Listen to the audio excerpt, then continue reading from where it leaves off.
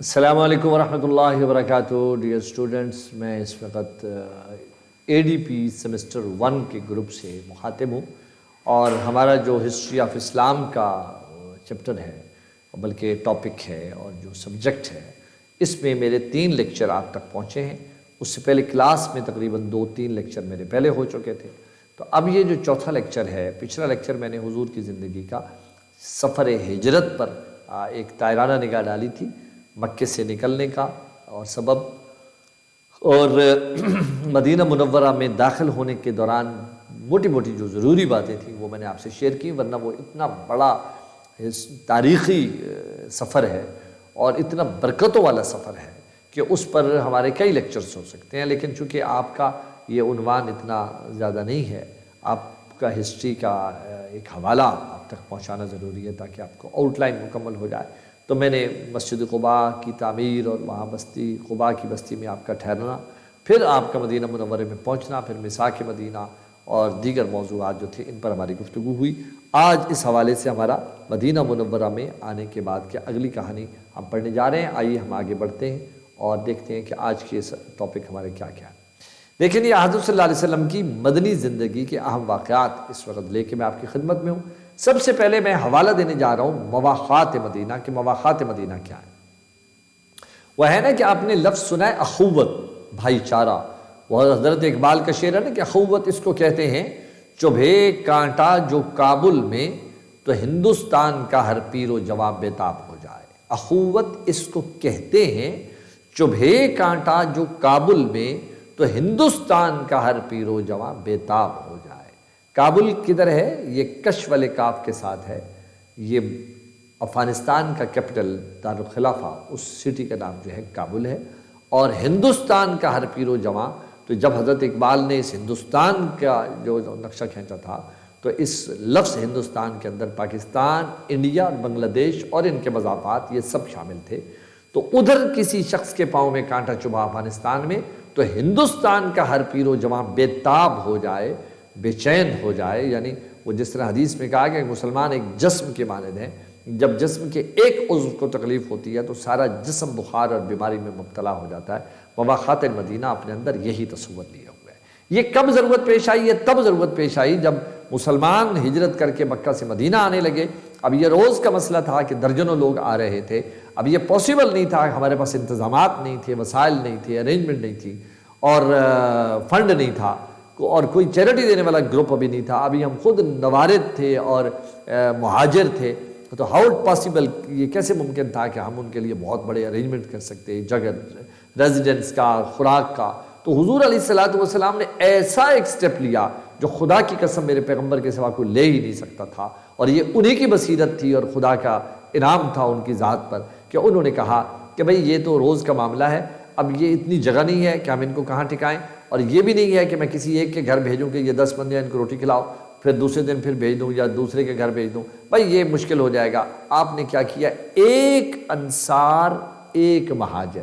انصار سے مراد کون ہے؟ مدینہ میں رہنے والے جو آلریڈی رہ رہے تھے، مہاجر ان کو کہتے ہیں جو مکہ سے مدینہ شفٹ ہو رہے تھے۔ تو آپ روزانہ کسی ایک کو ایک کے ساتھ جوڑ دیتے، بھائی دیکھو آج کا یہ مہمان ہے، یہ آج سے تیرا بھائی ہے، بھائی اسے لے جاؤ، یہ تیری ذمہ داری ہے۔ وہ کہتا تھا یا رسول اللہ آپ کا جو حکم سر آنکھوں پر، وہ لے جاتا تھا، اور بیٹا وہ جب لے جاتا تھا ڈیئر اسٹوڈنٹس، تو ایسے نہیں ہوتا تھا کہ گھر کے ڈرائنگ روم میں یا بیٹھک میں یا ڈیرے پہ یا گھر کے باہر چرپائی بچھا کے بٹھایا، ان کو کھانا کھلایا اور کہا تھینک یو ویری مچ، آپ کی وجہ سے ہمیں میزبانی کا شرف ملا، آپ تشریف لے جائیں۔ نہیں نہیں نہیں نہیں نہیں نہیں، وہ لے کے جاتا تھا، اپنے گھر والوں سے انٹروڈیوس کراتا تھا، بڑے فخر سے بتاتا تھا کہ بھی دیکھو رحمت آ گئی، اللہ کی رحمت ہمارے گھر میں آ گئی، مہمان آ گیا، اللہ کے نبی نے اس کو میرا بھائی بنا دیا۔ میری بیوی، وہ بتاتا ہے یہ تمہاری بھابھی ہے، یہ تمہاری بھتیجی ہے، یہ تمہارا بھتیجا ہے، یہ وہ ہے، یہ بتاتا، پھر بتاتا کہ یہ گھر ہے، اس گھر میں ہمارے 2 کمرے ہیں، بھائی تم دیکھو گھوم کے تمہیں کون سا کمرہ پسند ہے، بھائی جو تم کہو گے وہ تیرا دوسرا ہمارا، بھائی دیکھو یہ ہمارا سامان ہے، اس کو بانٹ دیتا تھا، 2 حصوں میں بانٹ دیتا تھا، یہ تیرا یہ میرا، یہ سامنے جانور بنے ہوئے ان میں سے پسند کر لو، 4 بکریاں بنی ہوئی ہیں، 2 تیری ہیں 2 میری ہیں، وہ سامنے 4 کھجور کے درخت ہیں، ان میں سے 2 تم لے لے 2 میں لے لے۔ یہ انداز تھا، یہ انداز تھا مواخات مدینہ کا۔ آپ کو سن کر حیرت اور خوشی بھی ہوگی کہ بعض صحابہ نے اتنا کچھ کرنے کے باوجود بھی پھر حضور کی خدمت میں حاضر ہوئے اور عرض کرنے لگے یا رسول اللہ صلی اللہ علیہ وسلم آپ کے اس فرمان پر ہم نے اپنی طرف سے آؤٹ آف وے ہیلپ کی ہے، کوشش کی ہے، محبت کی ہے، کیئر کی ہے، مگر کبھی کبھی ہم دیکھتے ہیں کہ ہمارے بھائی جو ہیں وہ اتنا کچھ کرنے کے باوجود بھی جب ہم اپنی فیملی لائف میں نارمل لائف گزار رہے ہوتے ہیں ان کے چہروں پر ہمیں اداسی اور کچھ بے سکونی اور ایسی کیفیت نظر آتی ہے، تو ہمیں ڈر ہے کہ پتہ نہیں ہم ان کے شان کے مطابق یہ سب کچھ نہیں کر پائے۔ حضور نے فرمایا ٹینشن لینے کی کیا بات ہے، کسی دن شیئر کر لو، بات پوچھ لو۔ اچھا جب انہوں نے ان میں سے بعض نے پوچھا تو پتہ لگا کہ انہوں نے یہ کہا کہ ہم بھی اپنا گھر بار ہنستا بستا چھوڑ کے آئے ہیں اللہ کے نام پر، تم لوگوں کو جب اپنے بیوی بچوں کے ساتھ ہنستے کھیلتے مسکراتے گپ کرتے دیکھتے ہیں تو ہمیں بھی اپنی فیملی لائف اور اپنے گھر اور اپنے بچے یاد آتے ہیں۔ تو اس کے بعد صحابہ نے حضور سے جا کے عرض کی یا رسول اللہ اگر اللہ اور اس کا رسول ہمیں اجازت دے تو میری 2 بیویاں ہیں، اگر میں ایک بیوی کو طلاق دے دوں تو وہ بعد از عدت وہ میرے اس بھائی کے نکاح میں آ سکتی ہے، تاکہ میں چاہتا ہوں اس کا گھر بھی آباد ہو جائے۔ خدا کی قسم حضور کا چہرہ مبارک خوشی سے کھل اٹھا، فرمانے لگے اللہ تمہیں برکتوں سے بھر دے، تمہارے گھر کو اور در کو اور جھولیوں کو، تم لوگ اس لیول پر آپس میں بھائیوں کی طرح سوچ رہے ہو۔ یہ تھی مواخات مدینہ۔ اب اس کا سٹرکچر اور کلچر اپنے ذہن میں رکھتے ہوئے ہم دوسرے پوائنٹ کی طرف بڑھ رہے ہیں، میثاق مدینہ۔ میثاق مدینہ کے متعلق پچھلے لیکچر میں نے اشارہ دیا تھا، اس کے اندر کیفیت یہ تھی کہ حضور نے جاتے ہی وہاں ایک ایگریمنٹ سائن کیا تھا۔ اس ایگریمنٹ میں کچھ وہاں کے لوکل اوس اور خزرج نامی قبیلے بھی تھے اور یہودیوں کے 3 بڑے قبائل تھے، بنو قینقاع، بنو نذیر اور بنو قریظہ۔ یہ 5 گروہ تھے جن کے ساتھ حضور کا ایک ایگریمنٹ سائن ہوا، جس میں ان سب لوگوں نے حضور کو اپنا بڑا مان کر سگنیچر کیے کہ جہاں کہیں ڈسپیوٹ ہوگا تو آپ صلی اللہ علیہ وسلم کے پاس اختیار ہوگا۔ اس کے نتیجے میں یہ سب کہا گیا کہ جب ان کے پر کوئی بھار پڑا تو ہم سب ان کے ساتھ ہوں گے، اگر ہمارے اوپر کوئی مشکل آئی تو یہ سارے ہمارے ساتھ ہوں گے، کبھی یہ ہمارے دشمن کو مدد نہیں دیں گے، کبھی ہم ان کے دشمن کو ہیلپ آؤٹ نہیں کریں گے، ہم صرف اور صرف آپس میں ایک دوسرے کے ساتھ جڑیں گے۔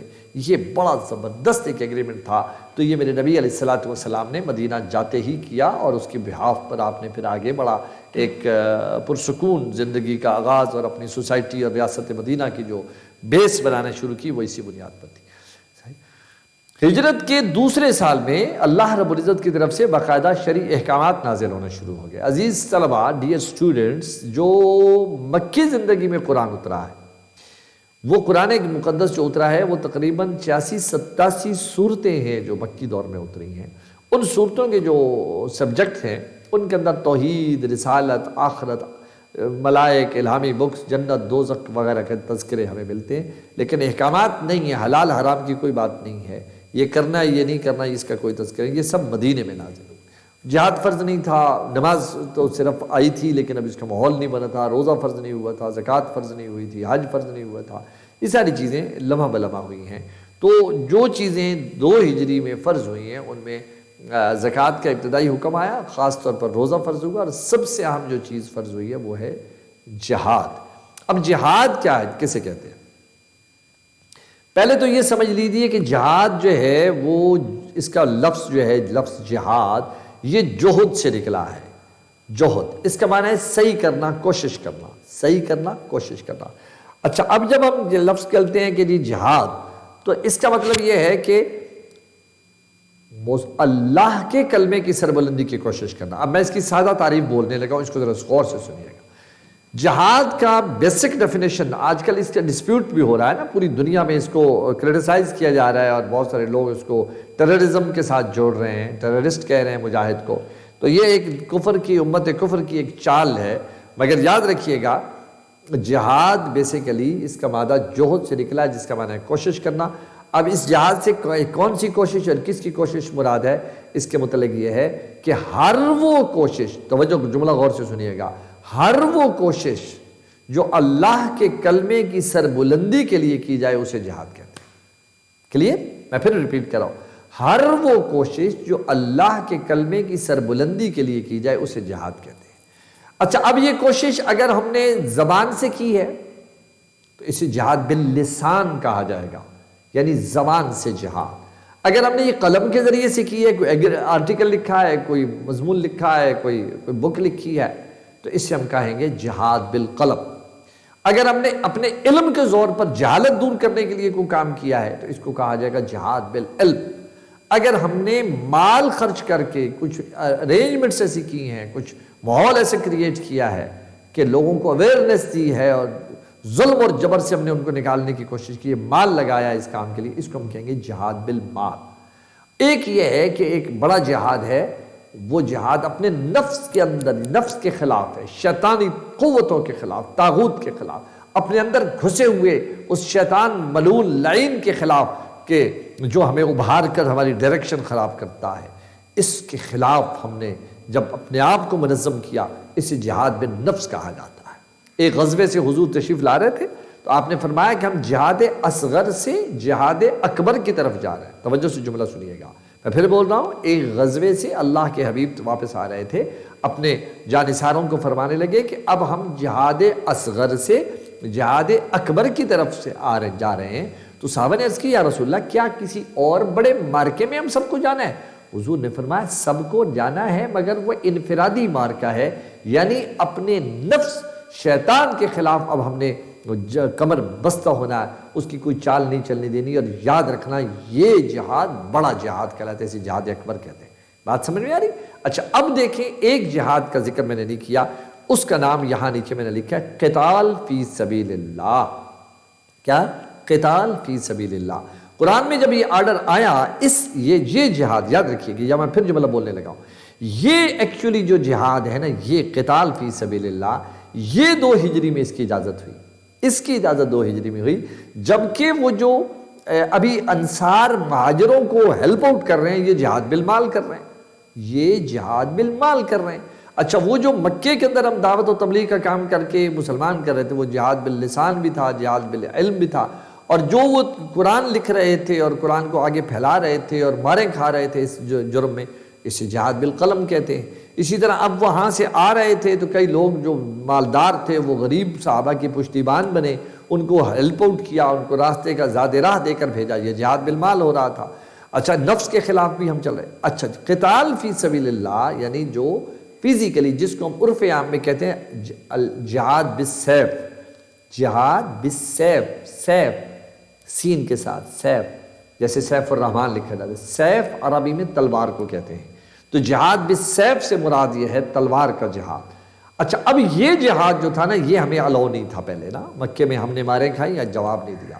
2 ہجری میں مدینے میں آ کر اللہ تعالیٰ نے اس کی اجازت دی کہ اب آپ تلوار اٹھا سکتے ہیں، اب آپ اپنا ہاتھ اٹھا سکتے ہیں، اب آپ جرأت کا مظاہرہ کر سکتے ہیں، اب آپ نے مار کھانی نہیں ہے۔ کوئی مارے گا تو 2 بے شک نہ بھی مارو، تو جس نے 1 مارا تو 1 تو ضرور جواب میں اس کو مارو، تاکہ بیلنس ہو اور اس کو خبردار ہو کہ وہ اب مسلمان مارے نہیں کھائیں گے، بلکہ اب یہ ان کو بھی ہاتھ پاؤں ان کے ہیں، مگر اللہ کا حکم نہیں تھا تو انہوں نے نہیں اٹھایا، اب خدا نے اجازت دے دی ہے تو اب تمہیں سبق سکھائیں۔ اس کی 2 قسمیں ہیں، ایک ہے مدافعانہ جہاد اور ایک ہے مصلحانہ جہاد۔ یہ کس کی قسمیں؟ جہاد بالسیف کی، جہاد بالسیف کی یہ 2 قسمیں ہیں، مدافعانہ اور مصلحانہ۔ مدافعانہ سے مراد ہے ڈیفینسو وار، مدافعانہ سے کیا مراد ہے؟ ڈیفینسو وار، اور مصلحانہ سے کیا مراد ہے؟ اوفینسو وار، یعنی اصلاح کی غرض سے آپ نے خود جا کر کسی کو سبق سکھایا، اور مدافعانہ سے مراد یہ ہے کہ ڈیفینس کیا، آپ نے کسی نے آپ پر اٹیک کیا تو آپ نے اس کو آگے سے جو دفاع کیا، اس کو مدافعانہ جہاد کہتے ہیں۔ آئیے ہم آگے بڑھتے ہیں۔ مدافعانہ جہاد کے سلسلے میں اب میں آپ کو غزوات النبی صلی اللہ علیہ وسلم کے حوالے سے غزوہ بدر کی طرف لے کے چلتا ہوں۔ اچھا پہلے تو یاد رکھیے گا، غزوہ بدر، اس کو غزوہ بدر کبریٰ بھی کہا جاتا ہے۔ اس سے پہلے 3 سے 4 چھوٹے چھوٹے جو مارکے ہو چکے تھے، اور اس سے بھی ساتھ میں آپ کو یہ بتاتے چلوں کہ غزوہ اس مارکے کو کہتے ہیں جس مارکے میں اللہ کے نبی پرسنلی شریک ہوتے ہیں، اسے غزوہ بولا جاتا ہے۔ تو اس غزوہ بدر کبریٰ جو 17 رمضان سن 2 ہجری میں لڑا گیا، یہ مقام بدر پہ لڑا گیا اور کفار مکہ کے ساتھ لڑا گیا، اور جس کے اندر 313 مسلمان شریک ہوئے اور کفار کی تعداد 1000 یعنی 1000 تھی۔ اس عظیم مارکے کو قرآن نے یوم الفرقان کہا ہے۔ یہ حق اور باطل میں فرق کر دینے والا غزوہ تھا۔ یہ ایسا غزوہ ہے خدا کی قسم جس کی رہتی دنیا تک کوئی اس کی مثال پروڈیوس نہیں کی جا سکے گی۔ حضرت اقبال نے اس میں کہا تھا کہ فضائے بدر پیدا کر، فضائے بدر پیدا کر، فرشتے تیری نصرت کو اتر سکتے ہیں گردوں سے قطار اندر قطار. اب بھی آج بھی ہو جو گر براہیم کا ایماں پیدا، آگ کر سکتی ہے انداز گلستاں پیدا. بھئی یہ جو غزوات ہیں، یہ غزوہ بدر نے ہم نہتے لوگوں اپنے سے 3 گنا بڑی مسلح، مضبوط، منظم اور جنگجو قسم کی فوج کے ساتھ جو ڈسپلن میں آئی تھی اور بڑی اور ایک کروفر کے ساتھ آئی تھی، اس کے ساتھ ہمارا مارکہ ہو رہا ہے مقام بدر پہ. لیکن اللہ کے نبی نے اس غزوے کی رات میں جب صبح کو یہ غزوہ لڑا جانا تھا تو اللہ کے حضور ساری رات رو رو کے گزاری تھی اور ایک بات کہی تھی. اور کہتے ہیں کہ حضور رو رہے تھے، بار بار ان کی کملی مبارک ان کے کاندھوں سے گرتی تھی، اور پھر وہ سنبھل کے وہ جب کہتے تھے اللہ کو، کہتے پتہ کیا تھے؟ یہ کہتے تھے کہ یا اللہ یہی مٹھی بھر جماعت تھی میرے پاس، یعنی 15 سال ہو گئے میرے مالک میں تیرا کلمہ اٹھا کے پھر رہا ہوں اور در در پہ جا رہا ہوں، اور میں بے در بھی ہو رہا ہوں، بے گھر بھی ہو رہا ہوں، اب لپا بھی ہو رہا ہوں، زخمی بھی ہو رہا ہوں، لہو بھی ہو رہا ہوں. میرے سامنے تیرے نام لیواؤں کے جسم کے چیتھڑے اڑائے گئے، ان کے جسموں کو چیر دیا گیا، ان کی آنکھیں نوچ دی گئی، ان کی زبانیں کاٹی گئی ہیں، ان کے جسموں سے بوٹیاں اتاری گئی ہیں، ان کے وجود کو لہو کیا گیا ہے، تپتے ریگزاروں پر لٹا کر کوڑے برسائے گئے. میرے مالک میں نے برداشت کیا ہے. لیکن یہ آج پہلا موقع ہے کہ یہ بچے بھی معاذ اور محبت جیسے چھوٹے 2 بھائی بھی آئے بیٹھے ہیں، اور جناب 80 سالہ بزرگ بھی میری اس جماعت میں میرے مالک شریک ہے. میں یہ ٹوٹل گروہ لے کے تیرے دربار میں آ گیا ہوں. یا اللہ اگر یہ آج کام آ گیا، یعنی یہ تیرے راستے پہ مار دیا گیا، تو یاد رکھنا میرے ربا قیامت تک پھر تیرا نام لینے والا کوئی نہیں ہوگا. اور رب کا حبیب جانتا تھا کہ مہلت تھوڑی ہے، دوبارہ جماعتیں نہیں کٹھی ہوں گی، یہ جو بنی ہے یہی ابھی ابتدا ہے، اس کے اندر بڑھوتی ہونی ہے، کرم ہونا ہے، فضل ہونا ہے، مگر یہ نئے سرے سے پھر نہیں جو تھی میں آخری پیغمبر ہوں تو کون آگے جائے گا. تو اللہ نے پھر ان کے جملے کی لاج رکھی، پھر اللہ نے ان کی مدد کے لیے ان کے اندر بھی وہ جرت دی، اور آسمان سے فرشتوں کی جماعتیں بھی ان کے ساتھ اتاری، اور فزیکلی وہ فرشتے یہاں موجود تھے. نتیجہ یہ ہوا کہ مسلمان اس جنگ کے اندر صرف 14 بندے شہید ہوئے، صرف 14 مسلمان شہید ہوئے. اور جب جنگ ختم ہوئی اور کافر اپنی لاشیں جو سنبھالنے چاہتے تھے سنبھال نہیں پائے، ان کو وہاں بدر کے مقام پر ایک کنواں تھا، کہتے ہیں اس کے اندر پھینک دیا گیا تھا ان کی لاشوں کو نشان عبرت سمجھ کر. وہ کتنے مرے؟ 70. کمپیریزن دیکھیں کوئی نہیں بنتا. 313 میں سے صرف 14 شہید ہوئے اور 1000 میں سے 70 مارا گیا. صرف 70 مارا نہیں گیا، 70 قیدی بھی ہو گیا، ان کو ہم نے اریسٹ کر لیا. یعنی اتنی اللہ نے ہمیں توڑ دی. اور جو سب سے بڑی اچیومنٹ تھی ڈیئر اسٹوڈنٹ، جو سب سے بڑی اچیومنٹ تھی اس غزوے کی، وہ ابو جہل جو گرو گھنٹال تھا، جو چیف آف آرمی سٹاف تھا، جو ان کا سردار تھا، چیف ایگزیکٹو تھا، جو دبنگ انسان تھا، جو یعنی ایک کہہ سکتے ہیں کہ آپ بڑا گریلا قسم کا بندہ تھا، جری تھا، بہادر تھا. اور اس کا نام مسلمانوں میں ابو جہل کے نام سے مشہور ہے، کیونکہ اس کی جہالت اسے اس لیے کہی جا رہی ہے جہالت کہ اس کو سب کچھ ہونے کے باوجود وہ اللہ کے محبوب کو نہ پہچان سکا اور خدا کی قدرتوں کو نہ سمجھ سکا اور خدا کی کلمہ نہ پڑھ سکا، اس لیے جاہل ہونے کی وجہ سے اس کو ابو جہل کہا جاتا ہے. ویسے وہ دنیا میں وہ جہالت والا نہیں تھا، اس کو ابو الحکم کہا جاتا تھا، دانا یعنی دانائی والا. وہ بڑا ایک مضبوط انسان تھا، لیکن خدا نے اس کو جہنم واصل کیا ہے. اور یاد رکھنا یہ بھی ایک بڑا معرکہ تھا اس غزوے کا کہ میرے نبی کی اس بصیرت کی وجہ سے وہ 2 بچے جو ضد کر کے اس جنگ میں آ گئے تھے، معاذ اور معوذ، ان بھائیوں میں سے اس پر جو اٹیک کیا ہے ان بھائیوں نے، جس کی وجہ سے یہ واصل جہنم ہوا. اور اس کی گردن کاٹنے کے شرف جو ہے جناب حضرت عبداللہ ابن مسعود کو حاصل ہوا، انہوں نے اس کی گردن کاٹی. اور وہ اتنا خبیث تھا کہ حضور فرمایا کرتے تھے کہ ہر پیغمبر کے ساتھ ایک خبیث بھی ہوتا ہے مقابلے میں، جیسے موسیٰ کے مقابلے میں فرعون تھا، تو حضور نے فرمایا میرے مقابلے میں جو خبیث تھا وہ یہ ابو جہل تھا، اور یہ سب سے زیادہ مضبوط تھا اور خباثت میں بھرا ہوا تھا. لیکن جب مرنے لگا نا اس کی گردن، جب جناب عبداللہ ابن مسعود کاٹنے لگے تو کہنے لگا ذرا نیچے سے کر کے کاٹنا تاکہ جب گردنوں میں میری گردن پڑی ہو تو پتہ لگنا چاہیے سردار کی گردن ہے. اس کو کہتے ہیں رسی جل گئی پر بل نہ گیا. وہ جو اس کی خناسی تھی وہ مرتے دم تک بھی اس خبیث کو حاصل تھی، اور اسے شرمندگی یہ تھی کہ 2 بچوں نے آ کر مجھے مارا ہے، میں اس وقت مرنے کے قریب ہوں اور میری گردن یہ بندے کاٹ رہے ہیں. تو یہ غزوہ بدر ہے۔ اب میں یہاں اس سے پہلے کہ آپ کو اگلے غزوے کی طرف لے کے جاؤں اور آج اس کی بنیاد پر اپنا لیکچر سمیٹوں، لیکن میں آپ کو بتاؤں کہ میرے نبی علیہ الصلوۃ والسلام کی زندگی میں ٹوٹل غزوات، چھوٹے بڑے جو ہیں غزوے، سریات نہیں، سریات بھی اتنے ہی تھے۔ سریہ اس جنگ کو کہتے ہیں جس میں میرے نبی خود تشریف نہیں لے گیا، انہوں نے اپنا کوئی سبارڈینیٹ بھیجا، کوئی نمائندہ بھیجا، اس کو خلیفہ بنا کے بھیجا کہ آپ اس کی قیادت کرو، اور دعا دے کے بھیج دیا۔ ایسی جنگیں بھی ہوئیں۔ تو یہ صرف 9 سال کا وقت ہے میرے عزیز اسٹوڈنٹ، یعنی 2 ہجری سے لے کے 10 ہجری تک ٹوٹل مارکے جو ہیں وہ 50 اراؤنڈ ہیں، جن میں سے 27 یا 28 جو ہیں وہ غزوات النبی صلی اللہ علیہ وسلم ہے کہ جن چھوٹے بڑے مارکوں میں نبی علیہ الصلوۃ والسلام پرسنلی شریک ہوئے۔ ان 27-28 میں سے 7-8 غزوات جو ہیں ان پر انشاءاللہ میں آپ سے گفتگو کروں گا۔ اب میں ایک غزوے پر بات کر چکا، موٹی موٹی بات، اب میں دوسرے غزوے کی طرف، یہ ہے غزوہ احد۔ غزوہ احد، اس میں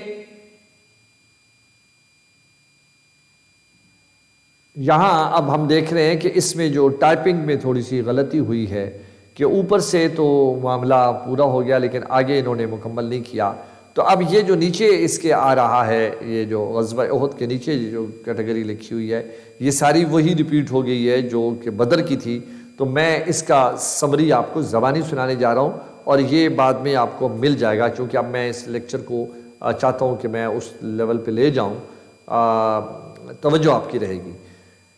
یہ غزوہ 7 شوال سن 3 ہجری میں لڑا گیا۔ 7 شوال سن 3 ہجری میں یہ غزوہ لڑا گیا۔ اس غزوے میں جو مسلمان تھے ان کی تعداد گھر سے نکلے تھے 1000۔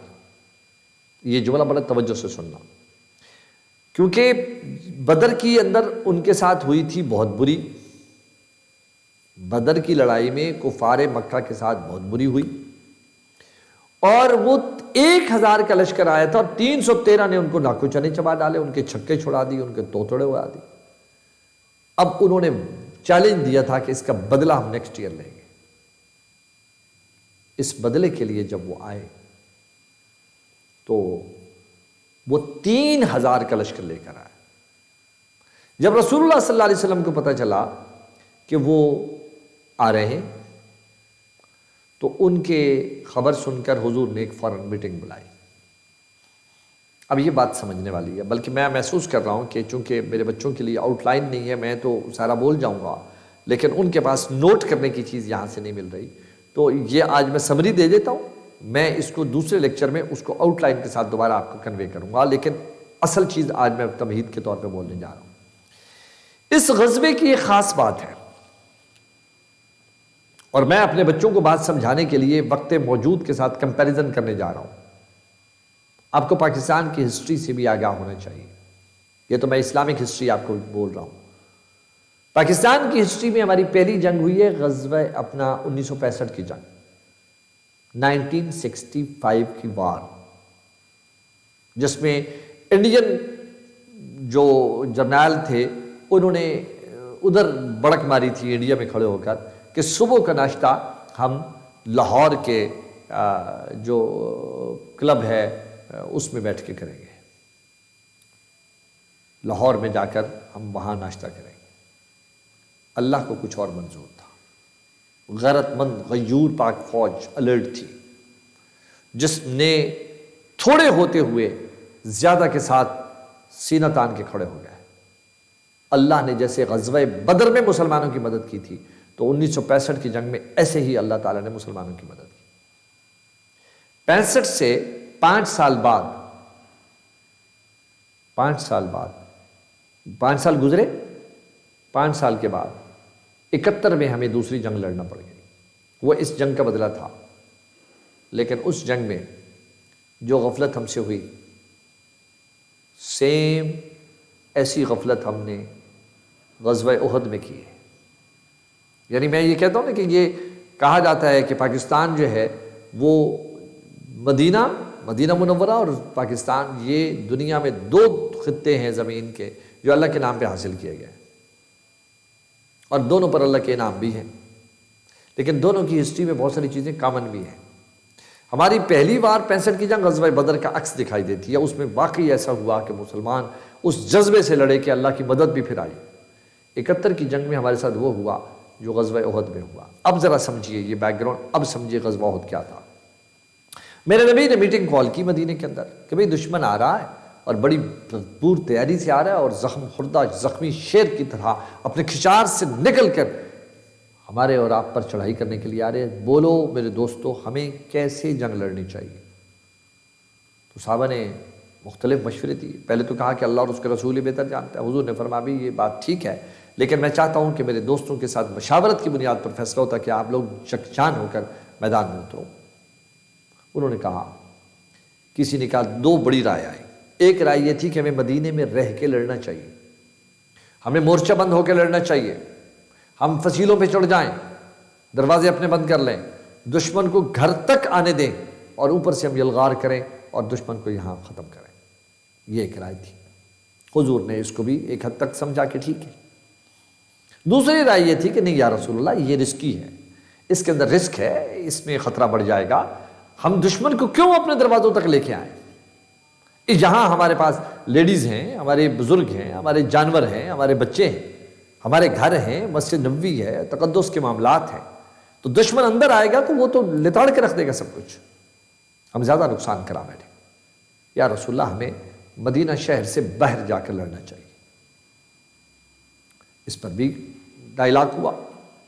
اب جب نتیجہ دینے کی باری آئی تو حضور نے بھی اس میں میجورٹی شریک ہو گئی تھی اس رائے میں کہ ہمیں شہر میں نہیں باہر جا کے لڑنا چاہیے۔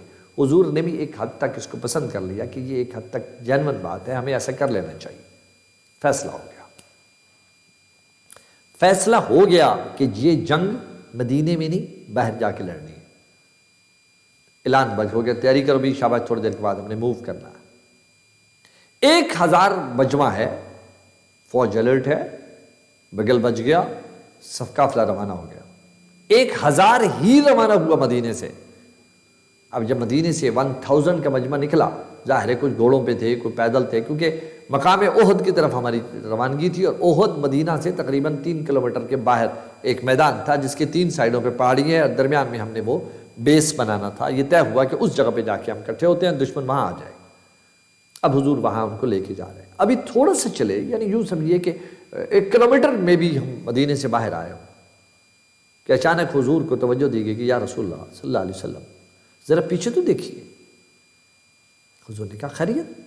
حضور نے جب اپنی سواری روک کر پیچھے مڑ کے دیکھا تو کیا دیکھتے ہیں کہ تقریباً 300، 1 نہیں، 2 نہیں، 10 نہیں، 20 نہیں، درجن نہیں، 100 نہیں، 300 صحابہ وہ رک گئے۔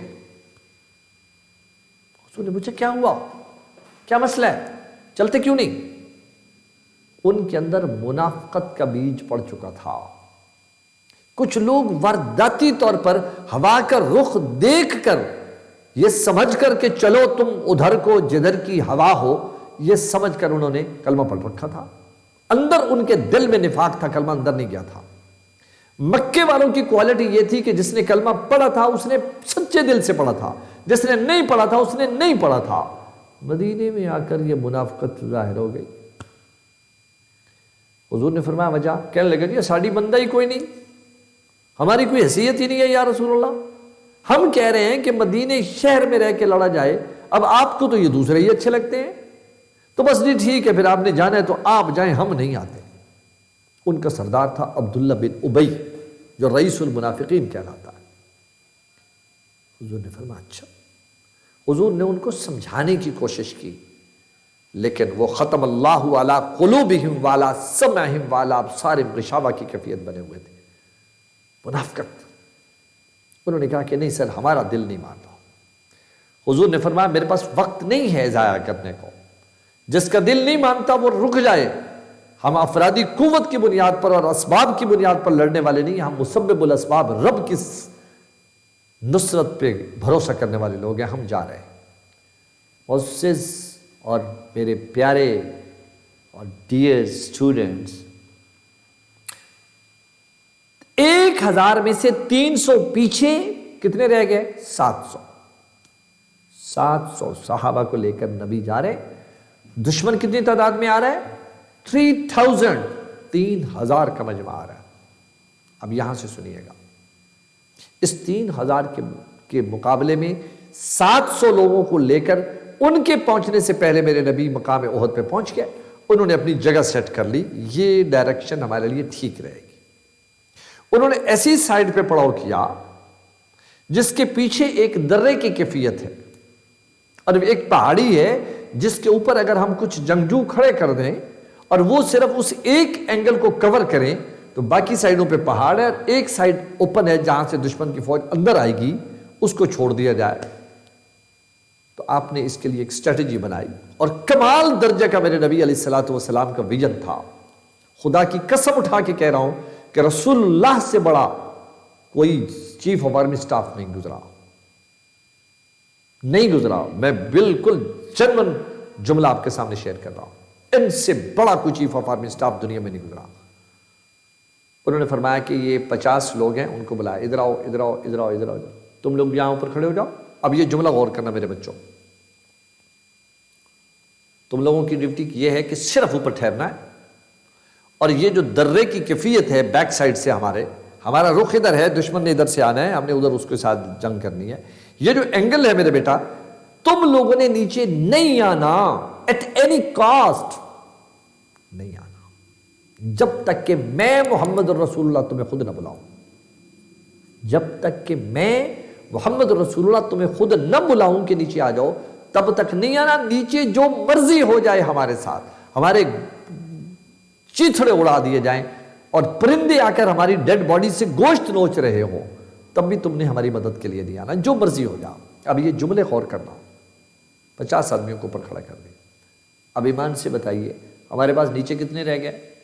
650، 650، بس یہ نیچے رہ گئے، 50 اوپر ہے۔ دشمن اچانک آیا 3000 کی تعداد میں، اس نے آیا اپنی پلیسمنٹ کی جگہ، مارکا شروع ہو گیا، مارکا شروع ہوا، اور تھوڑی ہی دیر میں مسلمانوں کا بہت تھوڑا ابھی نقصان ہوا۔ اس نقصان کے نتیجے میں دشمن اتنا بے بس ہوا، اس کے لاشیں یوں گرنے لگے۔ 650 بندہ، میرے نبی کی قیادت میں 650 بندہ ایسے منظم ہو کے لڑ رہا تھا کہ دشمن مجبور ہو کر بھاگنے پہ مجبور ہو گیا۔ یعنی لڑائی صبح شروع ہوئی، شام تک کی کیفیت عجب ہوئی، وہ بھاگنے لگا۔ آفٹر نون میں اس نے سوچا کہ وہ تو مکے والی کیفیت ہو، بدر والی کیفیت ہمارے ساتھ دوبارہ ریپیٹ کی جا رہی ہے۔ اس نے کہا کہ بہتر یہ ہے کہ زیادہ سے زیادہ اپنا نقصان جتنا کم ہو سکتا ہے کراؤ اور بھاگو، بعد میں فیصلہ کریں گے۔ یہ بھاگ گیا،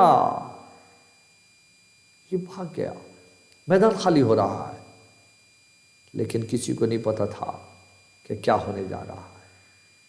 اوپر والوں سے ایک غفلت ہو گئی، اس غفلت کے نتیجے میں ایک ایسا نقصان کی کیفیت بنی کہ میں اس پر اب اگلے لیکچر میں آپ سے بات کروں گا، تاکہ فگرز آپ کے سامنے موجود اور آپ کو سمجھ آئے کہ میں آپ سے کیا کہہ رہا ہوں۔ بس یہ ایک جان کر میں یہاں تک موڑ چھوڑ رہا ہوں کہ تھوڑی دیر میں ہمیں بہت بڑی کامیابی مل گئی، ہم بڑی عظمت کے ساتھ سرخرو ہونے جا رہے ہیں۔ نبی خوش کہ تھوڑی چند گھنٹوں کے اندر دشمن بھاگنے لگا ہے، اور وہ فزیکلی میدان خالی چھوڑ کے بھاگا ہے۔ ان کی ڈیڈ باڈیز پڑی تھیں ابھی، جو کہ مسلمانوں کے تو بہت کم نقصان ہوا تھا، ان کے ابھی درجن بھر کوئی لاشیں گرے پڑے تھے، اور مسلمانوں کے تو 5-4 ابھی صرف شہید ہوئے تھے، اور بہت بڑا مال غنیمت چھوڑ کے وہ بھاگ رہے تھے۔ لیکن اچانک کیا ہوا کہ یہ جیتی ہوئی جنگ ہار میں بدلنے کو تھی۔ یہ کیا ہوا، اس پر ہم پھر بات کریں گے۔ اللہ آپ کا حامی و ناصر ہو، اپنا بہت خیال رکھیے گا۔ جو کچھ میں نے کہا اس کو توجہ سے سنیے، سمجھیے گا، اور جو بھی نوٹس بکس آپ کو ملنی ہیں، کہیں سے بک ملتی ہے سیرت کی، اسے پڑھیں۔